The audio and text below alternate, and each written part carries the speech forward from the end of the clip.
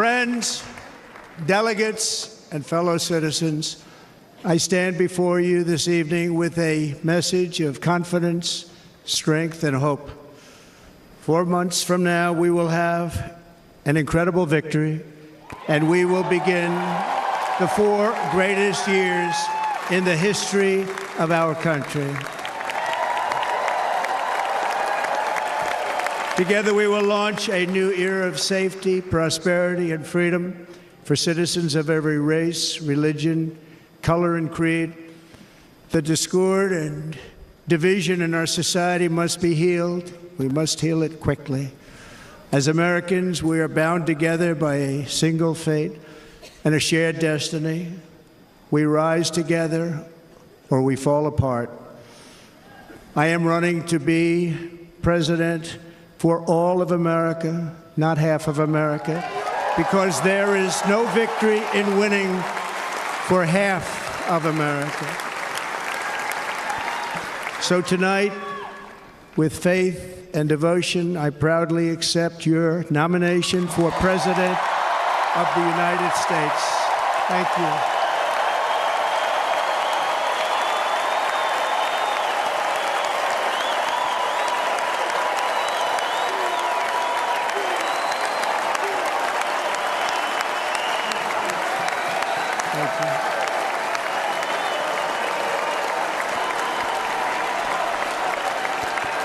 Thank you very much.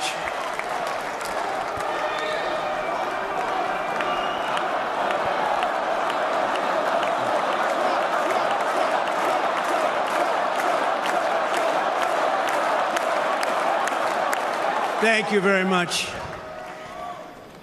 And we will do it right. We're going to do it right. Let me begin this evening by expressing my gratitude to the American people for your outpouring of love and support following the assassination attempt at my rally on Saturday.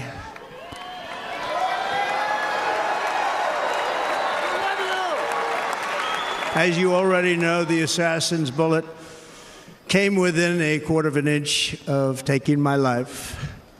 So many people have asked me, what happened? Tell us what happened, please.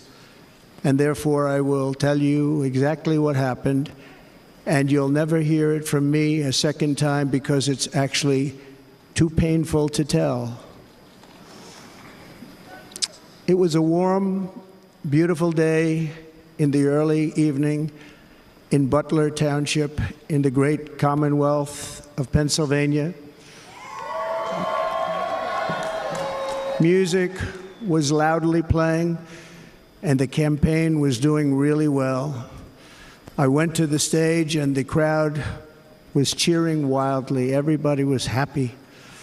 I began speaking very strongly, powerfully, and happily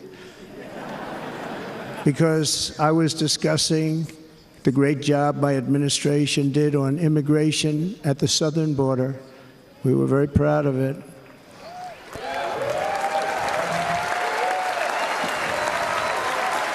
Behind me and to the right was a large screen that was displaying a chart of border crossings under my leadership. The numbers were absolutely amazing. In order to see the chart, I started to, like this, turn to my right and was ready to begin a little bit further turn, which I'm very lucky I didn't do, when I heard a loud whizzing sound and felt something hit me really, really hard on my right ear. I said to myself, wow, what was that? It can only be a bullet. And moved my right hand to my ear, brought it down. My hand was covered with blood, just absolutely blood all over the place. I immediately knew it was very serious, that we were under attack, and in one movement proceeded to drop to the ground. Bullets were continuing to fly. as very brave Secret Service agents rushed to the stage, and they really did. They rushed to the stage.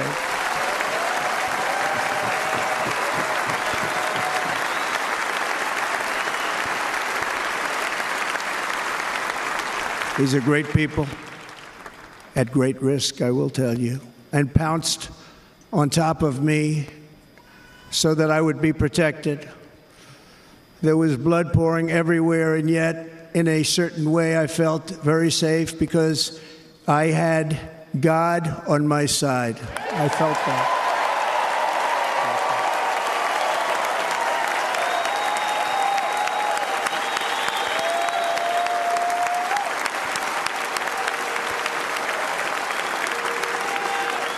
The amazing thing is that prior to the shot, if I had not moved my head at that very last instant, the assassin's bullet would have perfectly hit its mark, and I would not be here tonight. We would not be together. The most incredible aspect of what took place on that terrible evening in the fading sun was actually seen later. In almost all cases, as you probably know, and when even a single bullet is fired, just a single bullet, and we had many bullets that were being fired, crowds run for the exits or stampede, but not in this case. It's very unusual.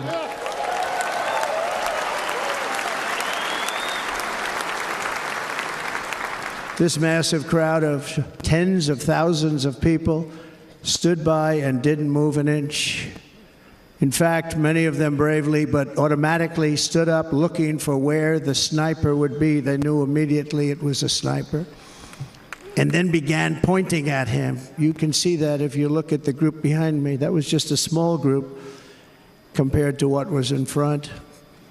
Nobody ran, and by not stampeding, many lives were saved. But that isn't the reason that they didn't move. The reason is that they knew I was in very serious trouble. They saw it. They saw me go down.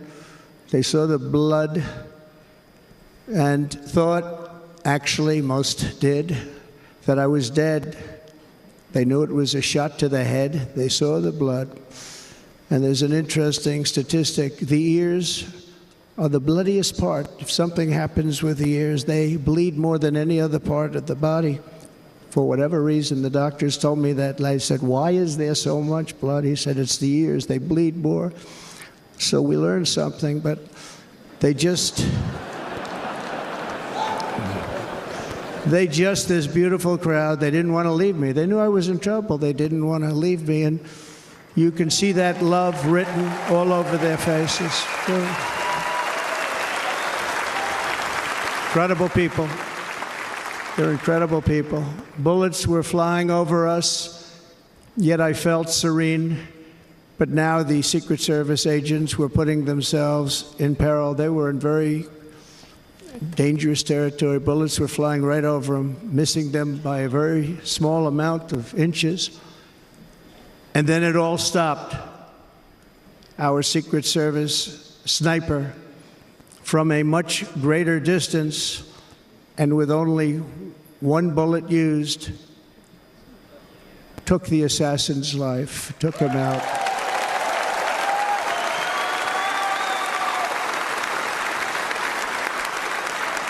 I'm not supposed to be here tonight. Not supposed to be here. No.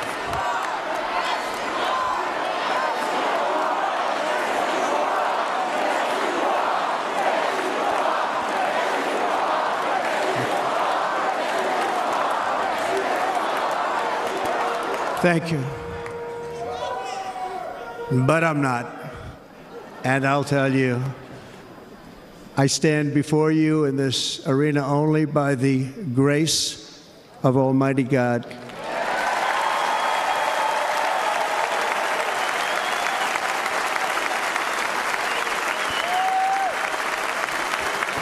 In watching the reports over the last few days, many people say it was a providential moment. Probably was. When I rose, surrounded by Secret Service, the crowd was confused because they thought I was dead, and there was great, great sorrow. I could see that on their faces as I looked out. They didn't know I was looking out. They thought it was over. But I could see it, and I wanted to do something to let them know I was okay. I raised my right arm, looked at the thousands and thousands of people that were breathlessly waiting, and started shouting, "Fight, fight, fight."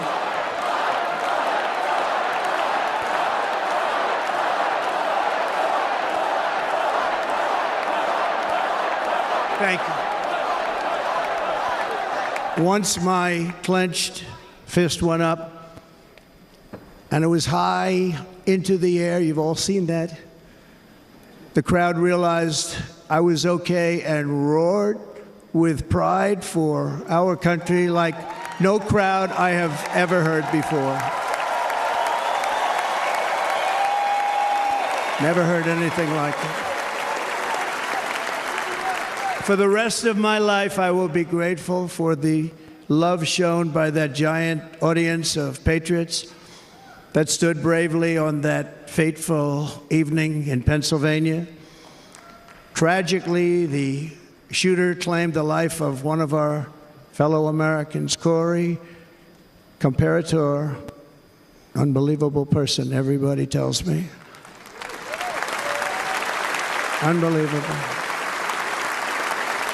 And seriously wounded, two other great warriors, spoke to them today, David Dutch and James Copenhaver, two great people.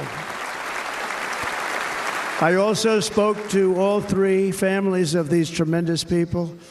Our love and prayers are with them, and always will be. We're never going to forget them. They came for a great rally. They were serious Trumpsters, I want to tell you. They were serious Trumpsters, and still are. But Corey, unfortunately, we have to use the past tense. He was incredible. He was a highly respected former fire chief, respected by everybody. Was accompanied by his wife, Helen, incredible woman. I spoke to her today, devastated, and two precious daughters. He lost his life selflessly acting as a human shield to protect them from flying bullets. He went right over the top of them and was hit. What a fine man he was.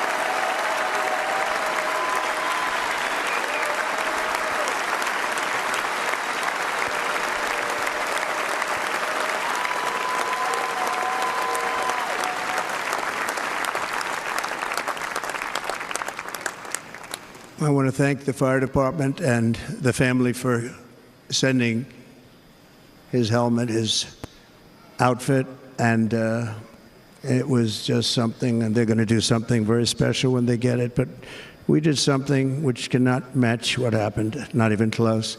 But I am very proud to say that over the past few days, we've raised $6.3 million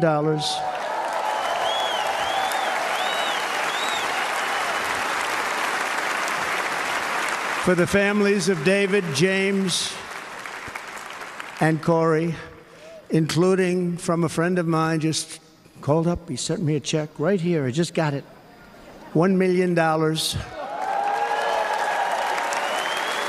from Dan Newland. Thank you, Dan. And again, when speaking to the family, I told them, I said, well, I'm going to be sending you a lot of money, but it can't compensate. They all said the same thing. You're right, sir. We appreciate so much what you're doing, but nothing can take the place in the case of Corey. And the other two, by the way, they were very, very seriously injured, but now they're doing very well. They're going to be okay. They're going to be doing very well.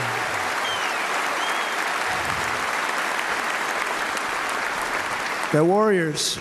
So now I ask that we observe a moment of silence in honor of our friend Corey.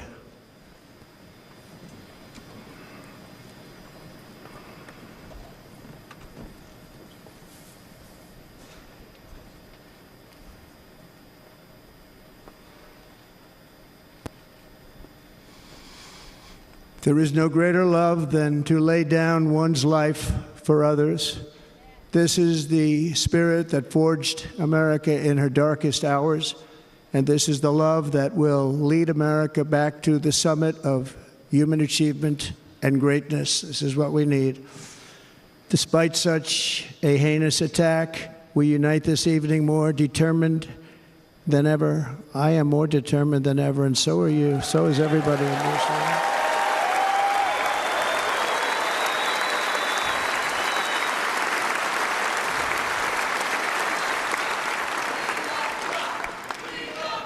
Thank you. Thank you very much.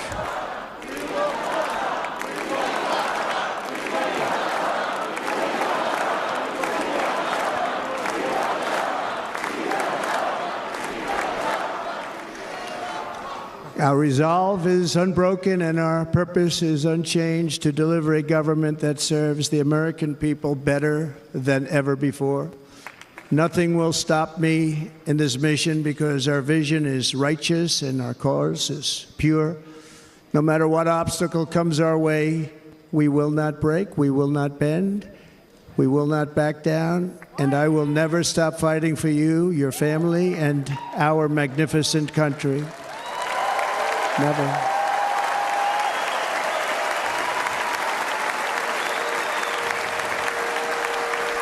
And everything I have to give with all of the energy and fight in my heart and soul, I pledge to our nation tonight. Thank you very much. I pledge that to our nation.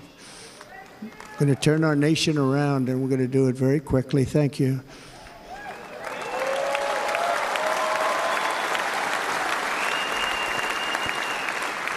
This election should be about the issues facing our country and how to make America successful, safe, free, and great again.